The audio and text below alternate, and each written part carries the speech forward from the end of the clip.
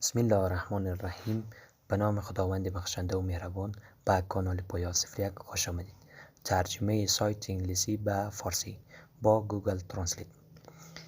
اگر این ویدیو برای شما مفید است لطفا چینل من را سابسکرایب نمایید تا انتهای ویدیو با من همراه باشید. خب برنامه فروشگاه را باز میگنیم از این قسمت و در قسمت جستجو نوشته میکنیم گوگل ترنسلیت. خب در قسمت نوشته میکنیم گوگل ترنسلیت. بالای گوگل ترنسلیت کلیک میکنیم و برنامه مترجم یا گوگل ترنسلیت بر ما پیدا میشد. خب از قسمت بالای مترجم کلیک میکنیم و شما میتونید از قسمت برنامه را نصب کنید. خب من قبلا نصب کردم و فعلا به بروز رسانی نیاز دارد. خب فعلا بروز رسانی نمیکنم چون برای شما آموزش میدم. خب داخل برنامه مترجم میشیم. خب از قسمت میریم برنامه مترجم آیکنش برای شما نمایش میدم. خب از قسمت شما میتونید آیکنش ببینید. این برنامه مترجم است. خب شما میتونید برنامه مترجم را یا ترجمه را باز کنید. خب داخل برنامه ترجمه که شوید. خب شما اولین بار که داخل ترجمه شوید باید داخل گوگل اکانت یا داخل ایمیل خود شوید. خب من قبلا داخل ایمیل خود شدم. از قسمت بالای پروفایل خود از قسمت کلیک میکنید.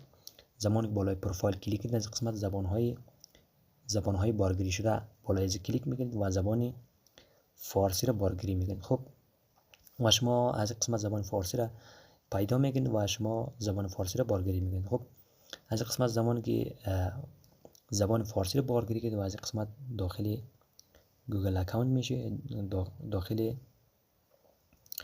ترجمه میشه و از قسمت میتونید شما انگلیسی به فارسی ترجمه کنید و برعکس فارسی به انگلیسی همچنان میتونید ترجمه کنید. خب و از قسمت ما زمانی که متن انگلیسی وارد کنیم از قسمت نوشته میکنیم hello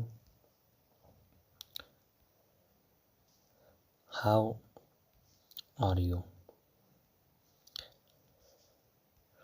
خب این متن انگلیسی ما را به فارسی ترجمه میکنید. خب شما ببینید متن انگلیسی ما را به فارسی ترجمه کرد. فارسیشی به فارسی ترجمه کرده. سلام حالت چطوره؟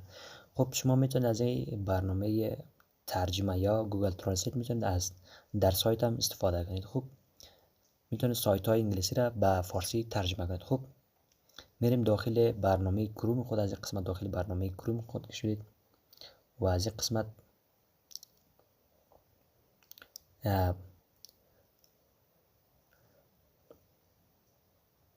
به طور مثال هر سایتی که باشد میتونید ترجمه کنید. خب به طور مثال ما سایت اکبر را جستجو میکنیم و داخل سایت اکبر میشیم. خب از قسمت داخل سایت اکبر میشیم. این وظیفه‌ای که بر ما اعلان کرده. خب همین سایت اکبر فعلا به انگلیسی نوشته است. خب ما میتونیم از قسمت بالای آیکن سی کلیک انتخاب کنیم و از قسمت پایین بریم بالای ترجمه. زمانی که بالای ترجمه انتخاب کنیم این وظیفه رو برای ما به فارسی ترجمه میکند.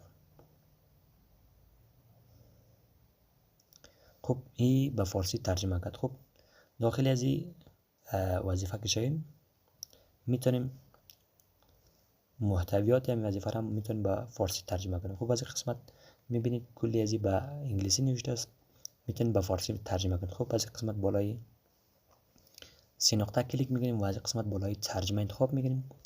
این بر ما به فارسی ترجمه میشد. خب امیدوارم که این ویدیو برای شما مفید تمام شده باشد. تا ویدیوی بعدی به خدای بزرگ میسپارم.